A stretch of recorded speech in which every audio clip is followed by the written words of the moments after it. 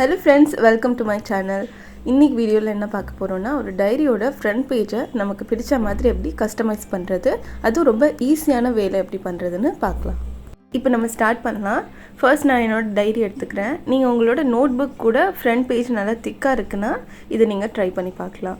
Step 1 என்னன்னு பாத்தீங்கன்னா primer or base coat first நம்ம அடிக்கணும். நான் இங்க emulsion paint யூஸ் பண்ணிருக்கேன்.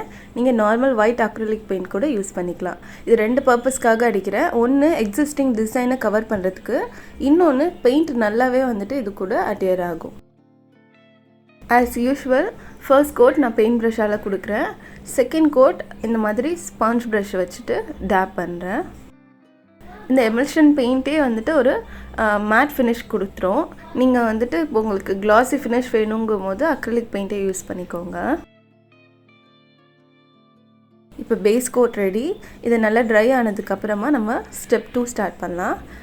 step 2ல நமக்கு தேவையான base color-ஐ நம்ம கிரியேட் பண்ணிடணும். இங்க எனக்கு பேஸ் பாத்தீங்கன்னா night time bond look create பண்றதுனால ஒரு டார்க் green, blue அப்புறம் அதில இருந்து திரும்ப வேற ஷேட்ஸ் ஆஃப் blue எல்லாமே நான் யூஸ் பண்ணிருக்கேன்.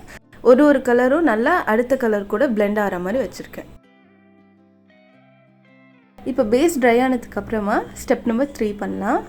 இதுக்கு black and blue acrylic paint-ஐ நல்ல watery consistency-ல mix பண்ணிருக்கேன். ஒரு sponge brush-ஆல first இந்த paint-ஐ swirl motion-ல அப்ளை பண்ணிக்கிறேன். ஒரு thin layer தான் அப்ளை பண்ணனும். அது dry ஆறதுக்கு முன்னாடியே finger-ஆல அத கொஞ்சம் இந்த மாதிரி blend பண்ணிக்கிறேன். so that அந்த sponge brush-ஓட அந்த strokes தெரியாம நல்லா ஈவனா blend-ம் ஆயிக்கும். ஒரு சுழல் மாதிரியும் அங்க ஒரு look create ஆகும்.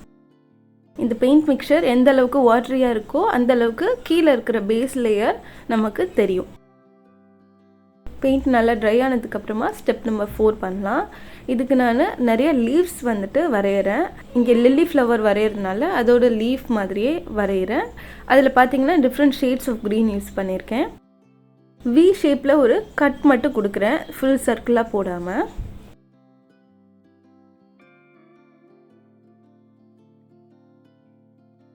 இப்போ ஸ்டெப் நம்பர் 5 இதான் ஃபைனல் ஸ்டெப்.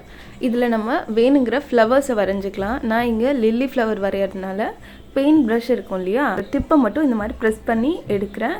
ஸோ இது ஒரு பெட்டல் மாதிரி ஃபார்ம் ஆயிடுது. இப்போ இந்த லீவ்ஸ் அண்ட் ஃப்ளவர்ஸ்லாம் தனித்தனியாக இருக்கு இல்லையா, ஸோ இது எல்லாத்தையும் ஒன்றா சேர்க்கிற மாதிரி brown colour acrylic paint use பண்ணி இந்த ஸ்டெம் ரூட்ஸ் இதெல்லாம் வந்துட்டு வரைஞ்சிக்கிறேன். ஜஸ்ட் எல்லாத்தையும் கனெக்ட் பண்ணிவிட்டு சென்டரில் எல்லோ கலர் டாட்ஸ் வச்சுக்கிறேன். ஃபைனலாக கோல்டு அக்ரிலிக் மார்க்கரால் 2022ன்னு எழுதிக்கிறேன். And that's it friends. நம்ம டைரி கவர் கஸ்டமைஸ் பண்ணியாச்சு 5 சிம்பிள் ஸ்டெப்ஸில்.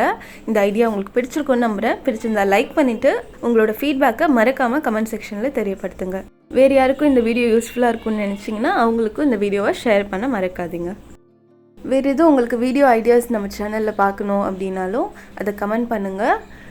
சேனல் இப்போ வரைக்கும் சப்ஸ்கிரைப் பண்ணலன்னா சப்ஸ்கிரைப் பண்ணிவிட்டு பெல் ஐக்கான் டச் பண்ணி ஆல் ஆப்ஷனை சூஸ் பண்ணிக்கோங்க.